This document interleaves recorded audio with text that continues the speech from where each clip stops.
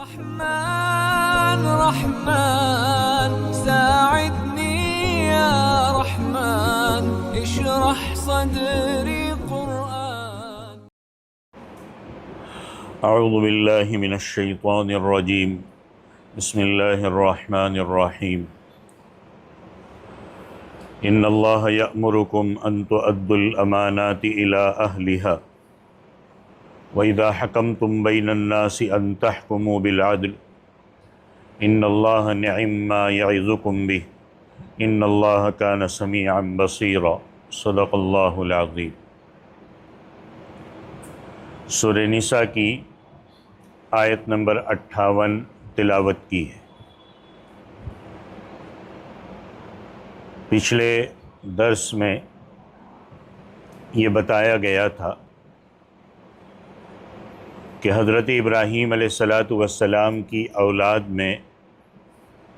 پہلے تو نبوتیں اور سلطنتیں ان کے ایک بیٹے حضرت اسحاق علیہ السلام کی اولاد میں چلی آئی ہے، لیکن اب انہی کی اولاد میں سے دوسرے صاحبزادے حضرت اسماعیل علیہ السلام کی اولاد میں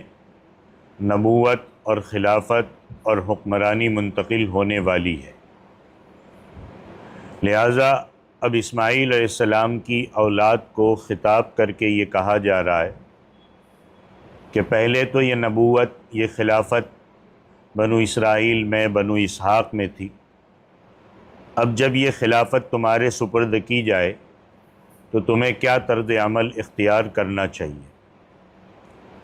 آگے کی چند آیتیں یہ ذمہ داریاں سنبھالنے کے بعد ان کے طرز عمل کے حوالے سے بہت اہم بنیادیں فراہم کر رہی ہے. چنانچہ پہلا ارشاد اللہ تعالیٰ نے یہ فرمایا، ان اللہ یأمرکم ان تؤدوا الامانات الی اہلہا، کہ اللہ تعالیٰ تمہیں یہ حکم دیتا ہے کہ تم امانتیں ان کے حقداروں تک پہنچاؤ. خلافت کی امانت ہو، نبوت کی امانت ہو، حکمرانی کی امامت ہو، یہ سب اب تمہارے پاس آ رہی ہے. ان کو ان کے اہل کے پاس، جو اس کا اہل ہو، اس تک پہنچانے کا اہتمام کرو. اب اس آیت کے شان نزول میں مفسرین نے ایک بہت سبق آموز واقعہ بھی بیان کیا ہے. صورتحال یہ تھی کہ اسلام سے پہلے بھی کعبے کی خدمت کو بہت بڑا عزت کا کام سمجھا جاتا تھا. کہتے ہیں نا سیوا، جیسے آج کل ہمارے برادران وطن یہ لفظ بولتے ہیں سیوا، تو بالکل ویسے ہی سیوا، خدمت، اس کو اردو میں کہہ دو. تو خدمت کو بہت بڑا عزت کا کام سمجھا جاتا تھا، اور جو لوگ کعبۃ اللہ کی کسی خاص خدمت کے لیے منتخب ہوتے تھے وہ پوری قوم میں سمجھے جاتے تھے کہ بڑے عزت والے لوگ ہیں، بڑے اونچے لوگ ہیں. اسی لیے بیت اللہ کی الگ الگ خدمتیں الگ الگ لوگوں میں تقسیم کی گئی تھی. آج بھی ڈپارٹمنٹ تقسیم ہوتا ہے جب حاجی وہاں پہنچتے. زمانے جاہلیت سے حج کے دنوں میں حاجیوں کو زمزم کا پانی پلانے کی خدمت رسول اللہ صلی اللہ علیہ وسلم کے چچا حضرت عباس کے سپرد تھی، اور اسے کہا جاتا ہے سقایا. بعض اور خدمتیں رسول اللہ صلی اللہ علیہ وسلم کے دوسرے چچا ابو طالب کے سپرد تھی. اسی طرح بیت اللہ کی کنجی رکھنا اور مقرر دنوں میں اسے کھولنے یا بند کرنے کی ذمہ داری عثمان بن ابو طلحہ کے متعلق تھی. عثمان ابن طلحہ مسلمان ہونے کے بعد اپنا واقعہ بیان کرتے ہیں کہ زمانے جاہلیت میں ہم ہر پیر اور جمعرات کے روز بیت اللہ کو کھولا کرتے تھے اور لوگ اس میں داخل ہونے کی سعادت حاصل کرتے تھے. ہجرت سے ایک دن پہلے رسول کریم صلی اللہ علیہ وسلم تشریف لائے اور آپ کے ساتھ کچھ صحابہ بھی تھے. انہوں نے بیت اللہ میں داخل ہونے کی فرمائش کی. عثمان ابن طلحہ اس وقت تک مسلمان نہیں ہوئے تھے. اللہ کے رسول نے جب اندر جانے کا ارادہ کیا تو انہوں نے آپ صلی اللہ علیہ وسلم کو روکا اور بڑے ترش انداز میں بات کی. آپ صلی اللہ علیہ وسلم نے بڑی برداشت کے ساتھ ان کے سخت کلمات کو برداشت کیا، پھر فرمایا کہ اے عثمان، شاید تم ایک دن بیت اللہ کی یہ کنجی میرے ہاتھوں میں دیکھو گے اور مجھے اختیار ہوگا کہ میں جس کو چاہوں اس کے سپرد کر دوں۔ عثمان ابن طلحہ نے کہا کہ اگر ایسا ہوگا کہ وہ چابی آپ کے پاس آ گئی تو پھر اس وقت قریش ہلاک ہو جائیں گے۔ آپ صلی اللہ علیہ وسلم نے فرمایا نہیں، قریش اس وقت آباد اور عزت والے ہوں گے۔ آپ صلی اللہ علیہ وسلم یہ کہتے ہوئے بیت اللہ کے اندر تشریف لے گئے۔ عثمان بن طلحہ کہتے ہیں کہ اس کے بعد جب میں نے اپنے دل کو ٹٹولا تو مجھے یقین سا ہو گیا کہ آپ صلی اللہ علیہ وسلم نے جو کچھ فرمایا ہے وہ ہو کر رہے گا، اور میں نے اسی وقت مسلمان ہونے کا ارادہ بھی کر لیا، لیکن میں نے اپنی قوم کے تیور بدلے ہوئے پائے، وہ سب کے سب مجھے ملامت کرنے لگے، اس لیے میں اپنے ارادے کو پورا نہ کر سکا۔ جب مکہ فتح ہوا تو رسول اللہ صلی اللہ علیہ وسلم نے مجھے بلا کر بیت اللہ کی کنجی طلب فرمائی، میں نے پیش کر دی، اور بعض روایتوں سے معلوم ہوتا ہے کہ عثمان بن طلحہ کنجی لے کر بیت اللہ کے اوپر چڑھ گئے۔ حضرت علی نے اللہ کے رسول کے حکم کو پورا کرتے ہوئے زبردستی وہ چابی ان کے ہاتھ سے لی اور حضرت صلی اللہ علیہ وسلم کو دے دی۔ عثمان بن طلحہ کہتے ہیں کہ کنجی حاصل کر کے بیت اللہ میں داخلے اور وہاں نماز ادا کرنے کے بعد جب رسول اللہ صلی اللہ علیہ وسلم باہر تشریف لائے تو پھر وہ چابی مجھے واپس کرتے ہوئے فرمایا کہ لو، اب یہ چابی قیامت تک ہمیشہ تمہارے خاندان کے پاس رہے گی، اور جو شخص تم سے یہ چابی لے گا وہ ظالم ہوگا۔ اس لیے آج کے بادشاہ بھی یہ حرکت نہیں کرتے۔ مقصد یہ تھا کہ کسی دوسرے شخص کو یہ حق نہیں ہے کہ تم سے وہ چابی واپس لے۔ اسی کے ساتھ یہ ہدایت بھی فرمائی کہ بیت اللہ کی اس خدمت کے بدلے میں اگر تمہیں کچھ مال مل جائے اس کو شریعت کے قاعدے کے مطابق استعمال کرو۔ حضرت عثمان ابن طلحہ فرماتے ہیں کہ جب میں خوشی خوشی وہ چابی لے کر چلنے لگا تو آپ صلی اللہ علیہ وسلم نے پھر مجھے آواز دی اور فرمایا کہ کیوں عثمان، جو بات میں نے کہی تھی وہ پوری ہوئی یا نہیں؟ اب مجھے وہ بات یاد آ گئی جو حضرت صلی اللہ علیہ وسلم نے ہجرت سے پہلے فرمائی تھی کہ ایک روز یہ چابی میرے ہاتھ میں دیکھوں گے۔ میں نے عرض کیا کہ بے شک یہ ارشاد پورا ہوا، اور اسی وقت میں کلمہ پڑھ کر مسلمان ہو گئے۔ حضرت فاروق اعظم رضی اللہ تعالیٰ عنہ فرماتے ہیں کہ اس دن جب آپ صلی اللہ علیہ وسلم بیت اللہ سے باہر تشریف لائے تو آپ صلی اللہ علیہ وسلم کی مبارک زبان پر یہ آیت تھی، ان اللہ یأمرکم ان تؤدوا الامانات الی اہلہا۔ اس سے پہلے کبھی ہم نے یہ آیت آپ صلی اللہ علیہ وسلم سے نہیں سنی تھی۔ اس سے یہ معلوم ہوتا ہے کہ یہ آیت اسی وقت کعبے کے اندر نازل ہوئی، اور اس آیت کے حکم کو پورا کرنے میں حضرت صلی اللہ علیہ وسلم نے دوبارہ حضرت عثمان ابن طلحہ کو وہ چابی سپرد کی، کیونکہ عثمان ابن طلحہ نے جب یہ چابی حضرت صلی اللہ علیہ وسلم کو دی تھی تو یہ کہہ کر دی تھی کہ میں یہ امانت آپ کے سپرد کرتا ہوں، اور امانت لوٹانی پڑتی ہے۔ اگرچہ ضابطے کے لحاظ سے، قاعدے کے لحاظ سے عثمان ابن طلحہ کا یہ کہنا صحیح نہیں تھا کہ میں امانتاً دے رہا ہوں، کیونکہ رسول اللہ کو ہر طرح کا اختیار تھا کہ جو چاہے کرے، لیکن چونکہ ظاہر میں انہوں نے امانت کے طور پر دی تھی اس لیے قرآن نے اس کی رعایت بھی فرمائی، اور حضرت صلی اللہ علیہ وسلم کو یہ ہدایت دی کہ وہ چابی حضرت عثمان ابن طلحہ کو واپس فرما دے۔ حالانکہ اس وقت حضرت عباس بھی تھے، حضرت علی بھی تھے، انہوں نے حضرت صلی اللہ علیہ وسلم سے درخواست کی تھی کہ جس طرح بیت اللہ کی خدمت،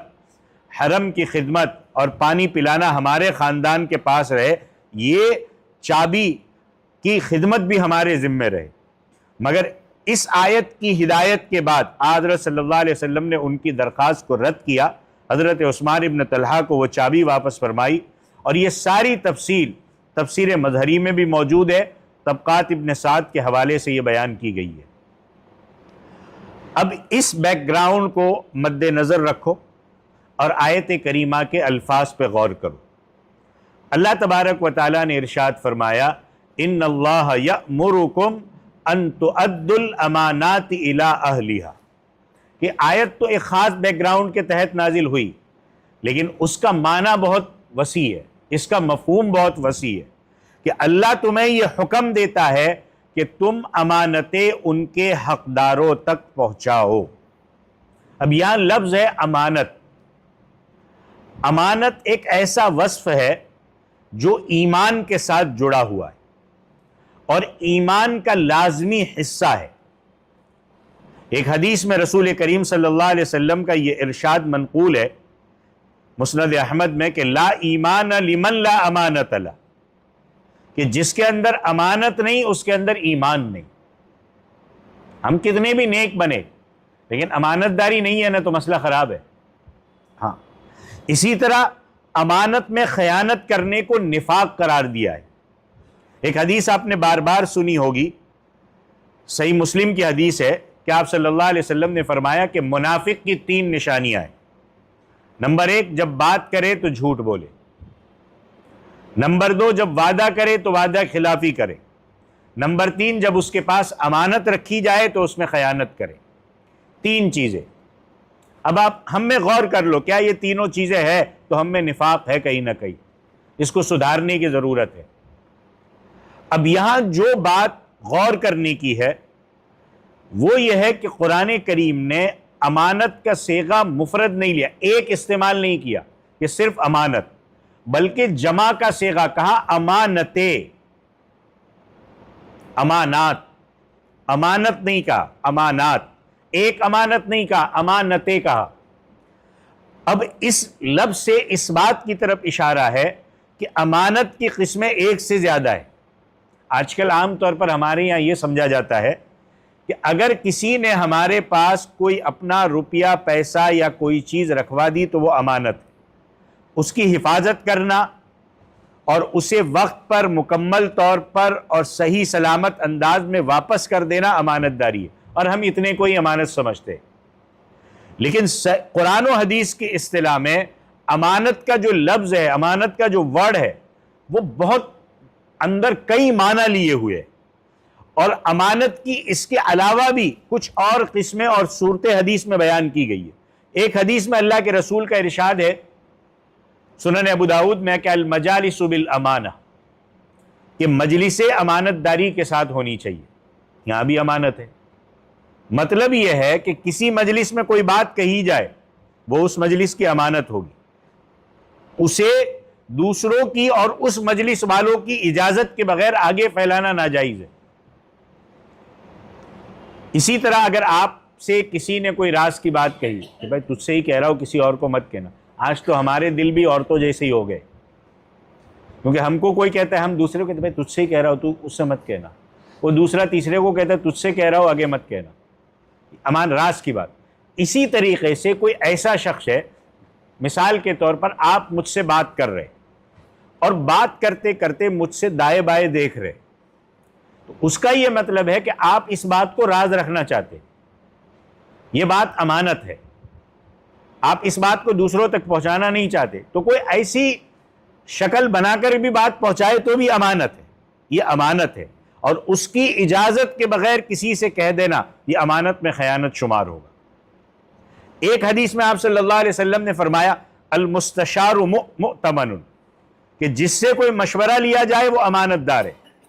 یعنی اس پر ضروری ہے کہ وہی مشورہ دے جو مشورہ لینے کے حق میں فائدہ مند اور بہتر ہو، لینے والے کے حق میں فائدہ مند ہو۔ اگر کسی نے جانتے بوجھتے جان بوجھ کر کہ اس کو ایسا مشورہ دو کہ یہ برباد ہو جائے، ایسا مشورہ دیا جو مشورہ لینے والا بیچارہ اچھے سوچ کر آیا تھا لیکن وہ اس کی مصلحت کے خلاف تھا، تو یہ بھی امانت میں خیانت ہوگی۔ یہ تو میں نے 2-4 مثالیں بیان کی، اور بھی اس میں بہت ساری چیزیں آپ جوڑ سکتے ہو۔ اسی طرح حکومت کے یا ذمہ داری کے جتنے عہدے ہیں، چاہے حکومت کے ہو یا چاہے چھوٹی موٹی تنظیموں کے جتنے عہدے ہیں، وہ سب اللہ تعالیٰ کی طرف سے ہم نہیں کہ ہم کو کرسی مل گئی یا ہم کو مسجد کی ذمہ داری مل گئی تو اب ہم جو چاہے کریں، نہیں، اللہ کی طرف سے کیا ہے؟ امانتیں ہیں،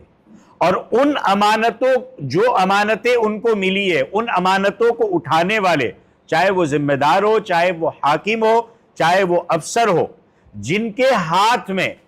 عوام کی بھلائی کے کام اور ان ملازموں کے رکھنے اور ان کو ہٹانے کے اختیارات ہے، ان کے لیے جائز نہیں ہے کہ وہ کوئی عہدہ کسی ایسے شخص کے سپرد کرے جو اپنی علمی یا عملی قابلیت کے اعتبار سے اس کا حل نہ ہو، کہ بھائی مجھے ذمہ داری کسی نے دی ہے تو اب اگر مجھے کسی نے مسجد کا ذمہ دار بنایا ہے، اب مجھے مسجد میں کسی امام کو رکھنا ہے، اب مجھے مسجد میں میں آپ کو صرف ایک مثال دے رہا ہوں، کسی مؤذن کو رکھنا ہے، کسی مدرس کو رکھنا ہے، تو جو اس کا اہل ہے اس کا رکھوں، جو میرے مطلب کا ہے اس کو میں نہ رکھوں، جو میرے مطلب کا ہے اس کو میں نہ رکھوں۔ یہ امانت میں خیانت ہے۔ عام طور پر یہی ہو رہا ہے کہ جو میرے مطلب کا ہے یا کام نکال، اس سے کام نہیں چلے، اس سے عوام کو، لوگوں کو، مسلیوں کو، مقتدیوں کو کیا فائدہ پہنچے، ایسے بندوں کو میں امامت پہ رکھوں، ایسے بندوں کو میں مسجد کے اندر ذمہ داریوں پر رکھوں۔ اور مجھے اللہ نے جو ذمہ داری دی ہے وہ امانت سمجھ کر، خادم سمجھ کر بٹھایا ہے، نہ کہ حاکم سمجھ کر کے۔ میں اس مسجد کا مالک نہیں ہوں، میں اس مدرسے کا مالک نہیں ہوں، میں اس اسکول کا مالک نہیں ہوں۔ اللہ نے خادم سمجھ کر کے بٹھایا ہے، خدمت کرنے کے لیے امانت داری ہے۔ تو لازم ہے کہ ہر کام، ہر عہدے کے لیے اپنے اختیارات کے دائرے میں جو اس کے مستحق افراد ہے، جو وہ ہے، ایسے لوگوں کو تلاش کرے۔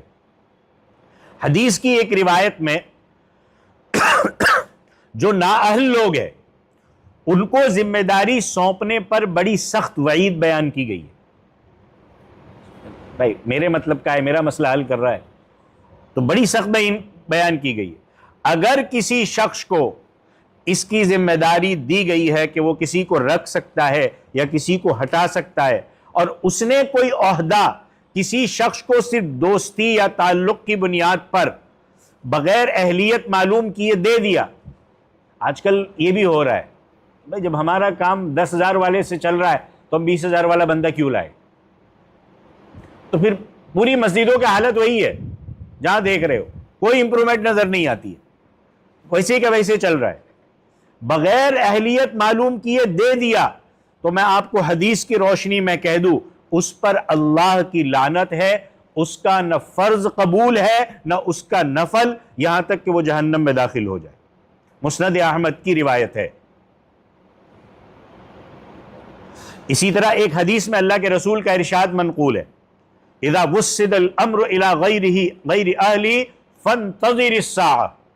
کہ جب دیکھو کہ کاموں کی ذمہ داری ایسے لوگوں کے سپرد کی گئی ہے جو ان کاموں کے اہل نہیں ہے، تو پھر قیامت کا انتظار کرو۔ میں اسی لیے کہہ رہا ہوں، امانت کے مفہوم کو میں جان بوجھ کے کھول رہا ہوں تاکہ آپ کو باتیں سمجھ میں آئے۔ اسی طرح ایک حدیث میں اللہ کے نبی کریم صلی اللہ علیہ وسلم نے ارشاد فرمایا، میں عربی کے الفاظ چھوڑ رہا ہوں، من استعمل عاملا من المسلمین، سنن کبریٰ للبیہقی کی حدیث ہے،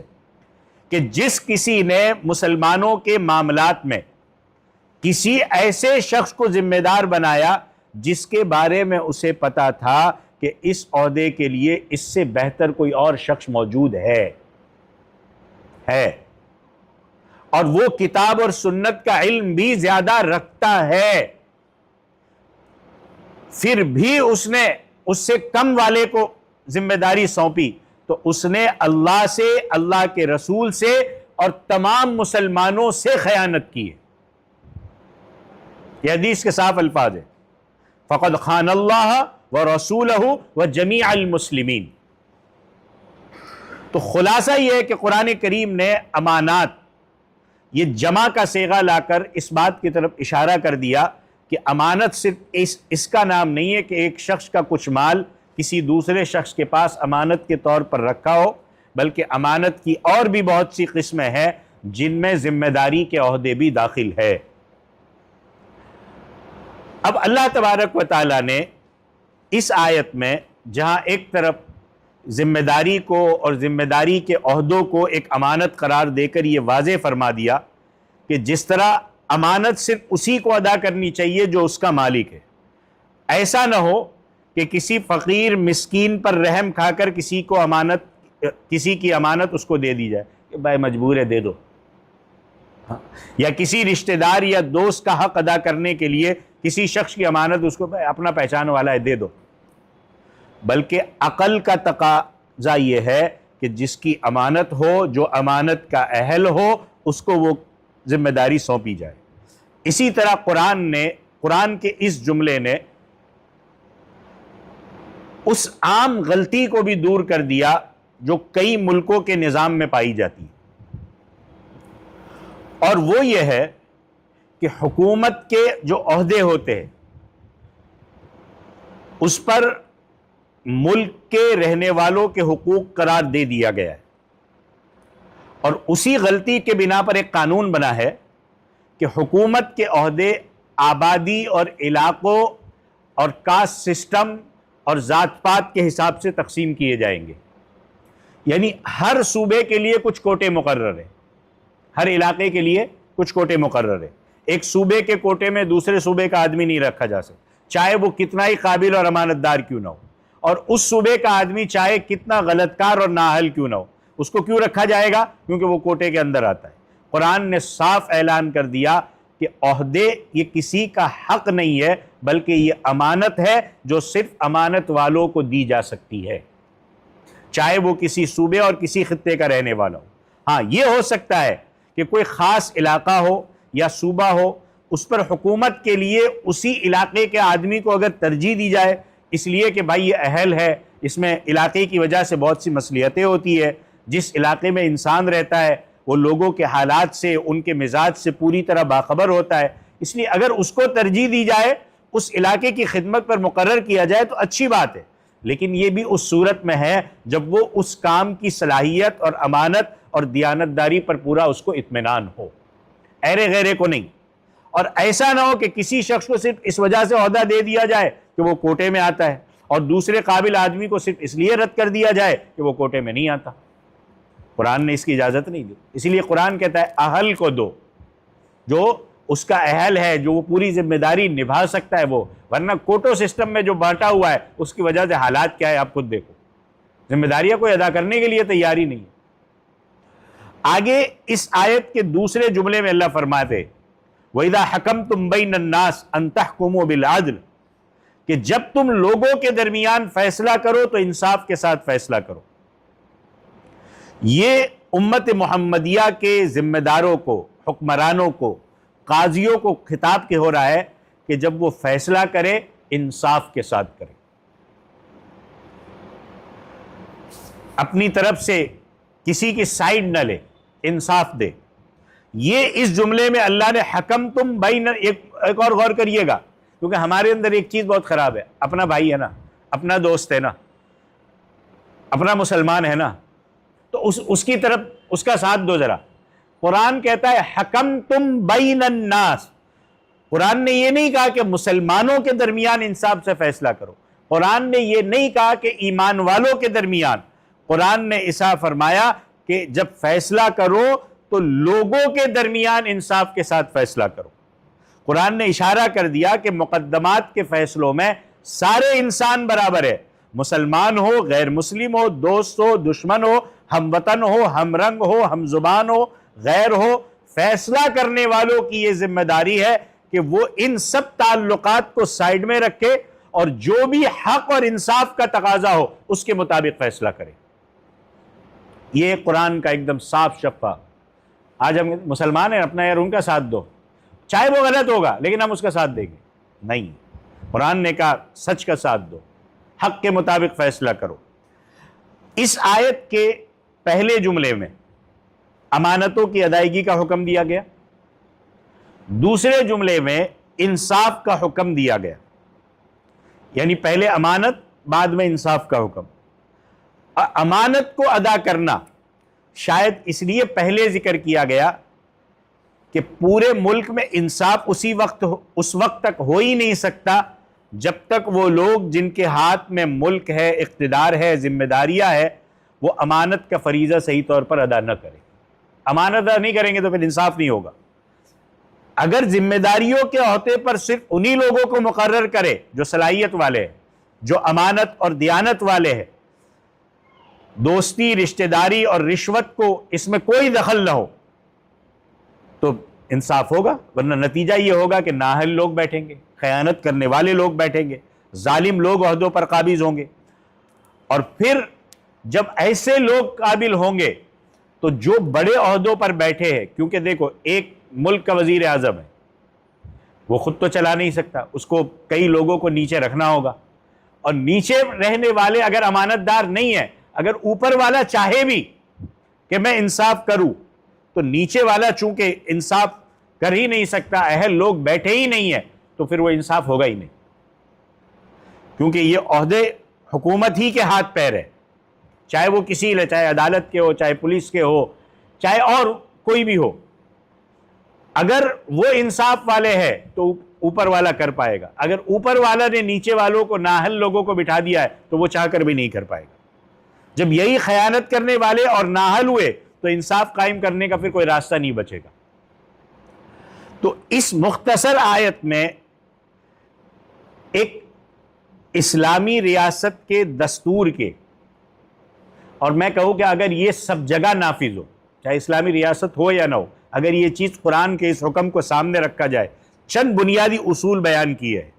جو معارف القرآن میں مفتی شفیع صاحب رحمۃ اللہ علیہ نے لکھے ہیں، میں اس کو اس جگہ پر تینوں کو تفصیل کے ساتھ تو میں نے بیان کر دیا، خلاصے کے طور پر بیان کر دوں تاکہ آپ کو بات ذہن میں بٹھ جائے۔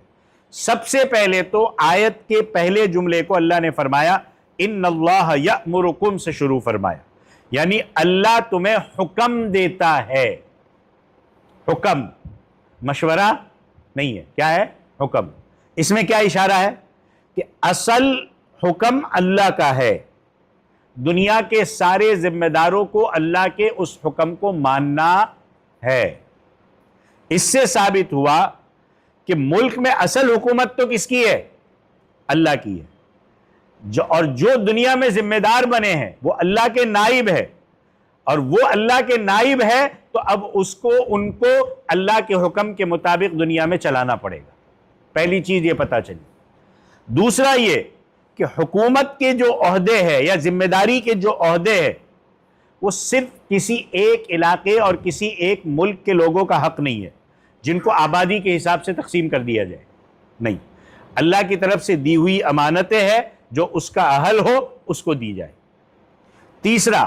کہ زمین پر انسان کی حکمرانی صرف ایک نائب کی حیثیت سے، ایک حاکم کی حیثیت سے نہیں ہے، ایک جابر اور ڈکٹیٹر کی حیثیت سے نہیں ہے، ایک امانت دار کی حیثیت سے۔ اب وہ جب وہ ملک کا یا دنیا میں قانون نافذ کرے گا تو وہ قانون میں ان اصول کی پابندی کرے گا جو اللہ تعالیٰ کی طرف سے وحی کے ذریعے بتائے گئے، اپنی طرف سے نہیں چلے گا، وہ اللہ نے بتائے اس کے مطابق چلے گا، کیونکہ دنیا اللہ نے بنائی ہے، وہ اللہ بہتر جانتا ہے کہ ہمارے لیے کیا قانون ہے، اور جب ہم اس کے مطابق نافذ کریں گے دنیا میں امن و انصاف قائم ہوگا۔ آج انسان اس حکم کو نہیں مان رہا ہے، ادھر ادھر سے ہیومن رائٹس اٹھا کے لاتا ہے، اور ہیومن رائٹس بھی بنائے گئے ان لوگوں کے لیے ہے جو دنیا میں بڑے بڑے لوگ ہیں، ان کے لیے بنائے گئے، غریبوں کے لیے کوئی ہیومن رائٹس نہیں ہوتا ہے۔ سنی کا کس کی جاتی ہے؟ جس کے پاس مال عہدہ ہے، غریب بھٹکتے رہتے ہیں، کوئی ہیومن رائٹ نہیں۔ تو اسلام نے جو کہا اس کے لیے۔ چوتھا یہ کہ جو ذمہ دار بنے اس کی یہ ذمہ داری ہے کہ جب کوئی مقدمہ ان کے پاس آئے، جب کوئی فیصلہ ان کے پاس آئے تو نسل، وطن، رنگ، زبان، یہاں تک کہ مذہب، مسلک سب پیچھے چھوڑ دے، اس کو سائیڈ میں رکھے، انصاف کے ساتھ فیصلہ کرے، اور کسی بھی حالت میں انصاف کا دامن ہاتھ سے نہ چھوڑنے۔ یہ بہت زبردست باتیں ان آیت میں فرمائی۔ آیت کے آخر میں اللہ نے بہت بہترین بات فرمائی، ان اللہ نعم ما یعظکم بہ، کہ یقین جانو اللہ تم کو جس بات کی نصیحت کر رہا ہے وہ بہت اچھی ہوتی ہے۔ نصیحت کی پہلے اب کہتے ہیں اللہ جو نصیحت کر رہا ہے وہ بہت اچھی ہوتی ہے، یعنی اللہ کی نصیحت سے بہتر کس کی نصیحت ہو سکتی ہے؟ لہذا امانتوں کے ادا کرنے میں، فیصلوں میں انصاف سے کام لینے میں جو حکم دیا گیا یہ ہمارے لیے ہی دنیا اور آخرت کے لحاظ سے فائدہ مند ہے، ہمیں اس پر چلنا ہے۔ اگر ان باتوں پر عمل کریں گے تو دنیا میں امن اور سکون نصیب ہوگا، حکومت کا اور ذمہ داری کا جو نظام ہے وہ درست رہے گا، اور جب وہ درست رہے گا اور دنیا میں اللہ کے حکم کے مطابق چلیں گے تو اس کے نتیجے میں آخرت کی پکڑ سے بچ کر کے اجر و ثواب کے مستحق ہو جائیں گے، ورنہ پھر وہی سزا کے لیے تیار رہو۔ ان اللہ کان سمیعا بصیرا، اللہ ہر بات کو سنتا ہے، ہر چیز کو دیکھتا ہے۔ لہٰذا اگر کوئی کام امانت اور انصاف کے مطابق کرو گے اللہ سے کوئی چھپی ہوئی چیز نہیں رہی، اگر ناانصافی کرو گے اللہ سے کوئی چیز چھپی ہوئی نہیں ہے۔ اس لیے پوری اہمیت کے ساتھ اس آیت میں جو حکم دیا گیا، اس آیت میں اللہ کی طرف سے جو نصیحت دی گئی اس پر عمل کرو، اس کی خلاف ورزی سے خود کو بچاؤ، اور جو ایسا کرتے ہوئے دکھے ان کو بہت محبت کے ساتھ سمجھاؤ۔ وہاں بھی ڈکٹیٹر نہ بنو، بہت محبت کے ساتھ قرآن کی اس آیت کا حوالہ دو۔ تو یہ سورہ نساء کی آیت نمبر 58 تھی۔ اللہ تعالیٰ عمل کی توفیق عطا فرمائے، آمین۔ وآخر دعوانا ان الحمد للہ رب العالمین۔ أيا من يدعي الفهم إلى كم يا أخ الوهم تعبي الذنب والذم وتخطي الخطأ الجم